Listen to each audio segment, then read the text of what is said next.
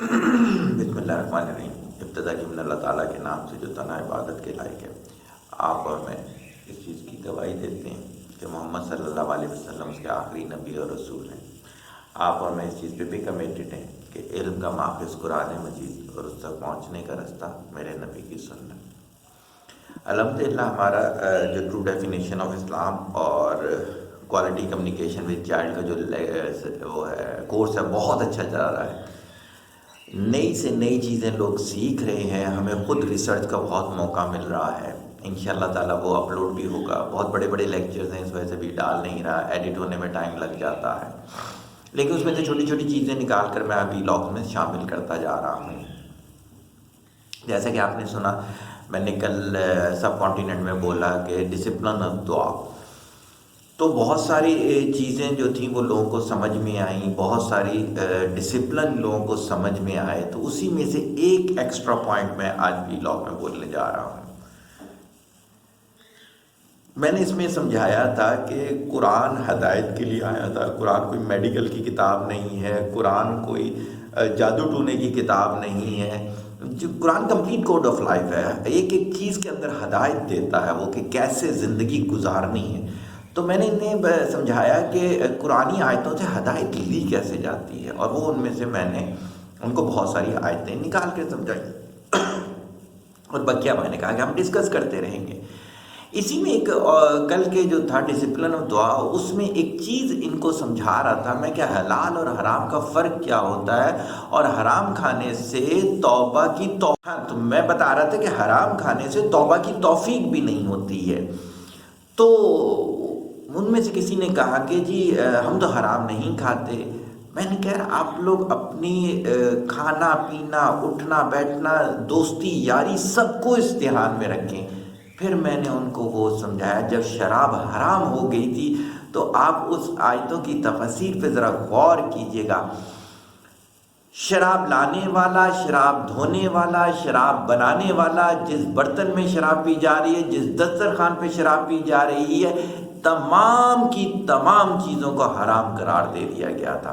اگر آپ اس آفس میں کام کرتے ہیں جہاں پر رشوت بہت زیادہ چلتی ہے، اگر آپ اس آفس میں کام کرتے ہیں جہاں پہ دھوکہ بازی بہت زیادہ ہوتی ہے، اگر آپ اس آفس میں کام کرتے ہیں جہاں پہ بے حیائی بہت زیادہ ہوتی ہے، ان کے ارننگ کی سورس یہی ہوتی ہے، آپ ایسی جگہ پہ کام کرتے ہیں جس اسٹور میں شراب بہت زیادہ بکتی ہے، آپ ایسے آفس میں کام کرتے ہیں جہاں پہ شراب جیسا نشہ استعمال کروایا جاتا ہے، آپ کی آمدنی حرام۔ اب آپ سوچیں، میرے پاس ایک صاحب آئے، ان کے بچے کافی عرصے سے بیمار ہیں، ماشاءاللہ بہت ارننگ ہے، پاکستان کے بڑے بڑے ہسپتالوں میں دکھا رہی ہیں، سمجھ ہی نہیں آ رہی بیماری کیا ہے۔ میں نے ان کا سورس آف ارننگ پوچھی، ایک یو کے بیس کمپنی ہے، اس کے ساتھ وہ کام کر رہی ہیں۔ میں نے تھوڑا سا اور کریدنے کی کوشش کی تو تمام کام ان کا حرام تھا۔ تو کہتے ہیں میں تو اپنی محنت کی کھاتا ہوں نا۔ میں نے کہا آپ کی جتنی تنخواہ ہے اتنی آپ کی اہلیت ہی نہیں ہے۔ وہ جو ناجائز آپ کو اتنے سارے پیسے دے رہے ہیں نا، اس کے پیچھے لاجک ہی یہ ہے کہ وہ آپ سے حرام کام لے رہے ہیں۔ اور جب حرام آپ کے اندر آ جائے گا نا، دیکھیں حلال ہوگا تو آپ ویژنری بن جائیں گے، آپ 100 سال آگے کا دیکھ رہے ہوں گے، آپ کو اپنی ایک ایک بات سمجھ میں آ رہی ہوگی، آپ کو اپنا اچھا برا سمجھ میں آ رہا ہوگا۔ اسی کے بجائے جب حرام اندر چلا جاتا ہے تو سارے فلٹر الٹے ہو جاتے ہیں۔ آپ کے ساتھ بیٹھا ہوا آپ کا بچہ یا بچی جو ہے وہ زناکاری کی مووی دیکھ رہے ہوں گے اور اپنے ذہن میں پلان بنا رہے ہوں گے کہ ہم زنا کیسے کریں گے، آپ کو پتہ تک نہیں چلے گا۔ میرے پاس ایسے کیس موجود ہیں جن کے بچے 9-10 سال کے بچے کتنے سالوں سے ان برے کاموں میں مشغول تھے، انہیں پتہ ہی نہیں تھا۔ وجہ کیا تھی؟ وجہ یہ تھی کہ حرام اندر جا رہا ہوگا۔ حرام صرف یہ کام نہیں ہوتا جس کو آپ حرام سمجھیں، یہ بھی بڑی پیاری لاجک ہے۔ ہم سمجھتے ہیں جسے میں حرام سمجھ رہا ہوں وہی حرام ہے۔ آپ جھوٹ بول کر کسی جگہ کنسیشن لیتے ہیں، وہ بھی حرام ہے۔ ہمارے اپنے ساتھ ہوتا ہے ایسا۔ دھوکہ جہاں پر بھی آپ دے رہے ہیں اس کی وجہ سے جتنی بچت ہو رہی ہے وہ سب کا سب حرام میں چلا جائے گا۔ آپ جھوٹ بول کے کسی سے اپنا وقت لیتے ہیں، ہمارے ساتھ بھی ہوتا ہے، اس وجہ سے بتا رہے ہیں، وہ بھی حرام ہو گیا وقت آپ کے لیے، کیونکہ آپ نے جھوٹ بول کے وہ وقت لیا، اور جھوٹے کو ہدایت نہیں مل سکتی۔ کتنی بڑی بات ہوتی ہے کہ جھوٹے کو شب قدر میں بھی ہدایت نہیں ملے گی۔ مارتے رہیں ٹکریں جتنی آپ لوگوں نے مارنی ہے۔ حلال اور حرام کا فرق سمجھیں، قرآن کو ہدایت کی نیت سے پڑھیں۔ کل بھی سیشن میں ایک صاحب نے میرے سے سوال کیا تو میں نے ان کو سوال میں ٹوکا، میں نے کہا یہ آپ اپنی اصلاح چاہتے ہیں کسی اور کی؟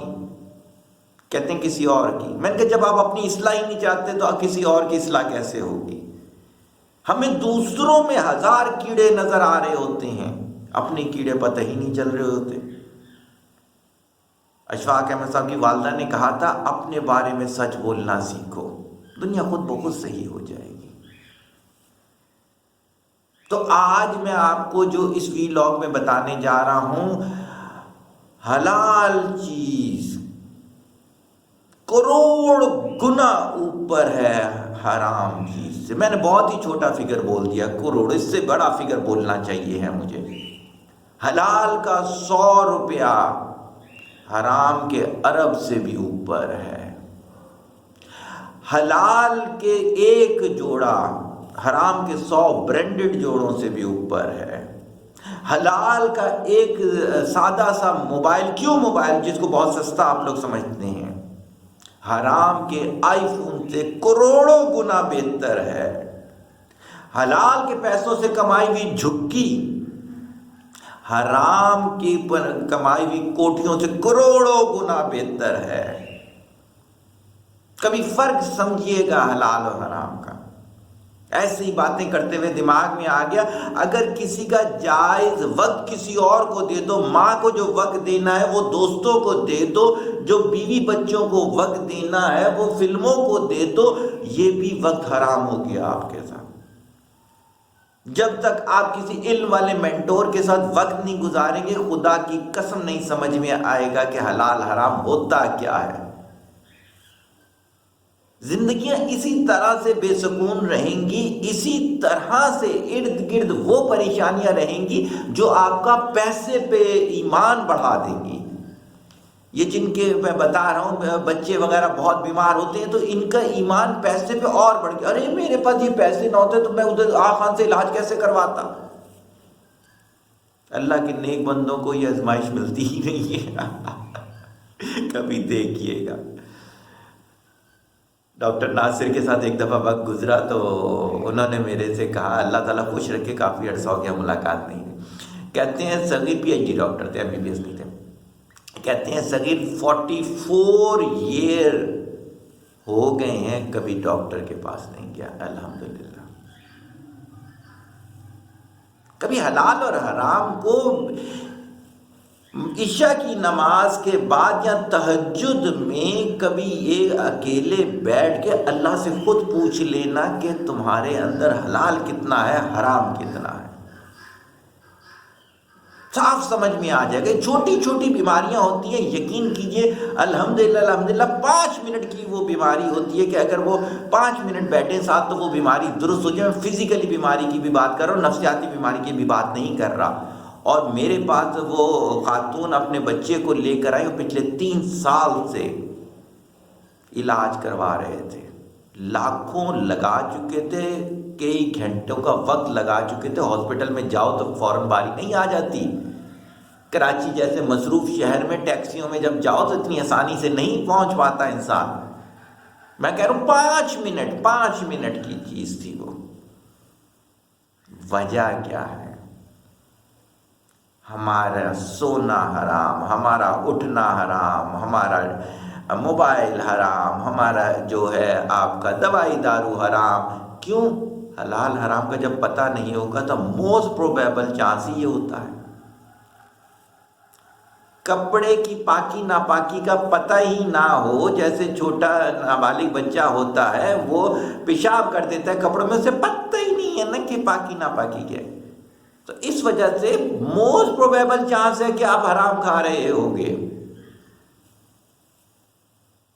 سوچئے گا. لمبا نہیں کروں گا، لمبے کے لیے میرے وہ دوسرے سیشن بہت زیادہ ڈیٹیل میں موجود ہیں انشاءاللہ تعالی.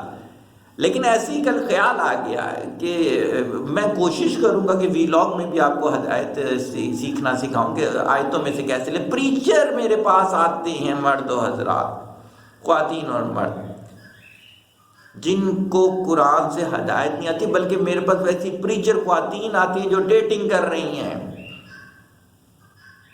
توبہ کرنے کو دل کرتا ہے کہ معاشرہ کس نہج پہ چلا گیا. وجہ کیا؟ حلال حرام کا کانسیپٹ ہی نہیں پتا. زیادہ بڑا نہیں کروں گا، 10 منٹ بہت ہے آپ لوگوں کو سوچنے کے لیے. سوچئے گا، پھر مجھے بتائیے گا کامنٹس کر کے کہ کیا میں نے صحیح کہا یا یہ میرے ذہن کی کوئی بیماری ہے کہ میں آپ لوگوں کو حلال حرام اس طرح سے سمجھانے بیٹھ گیا. طالب دعا محتاج دعا. السلام علیکم.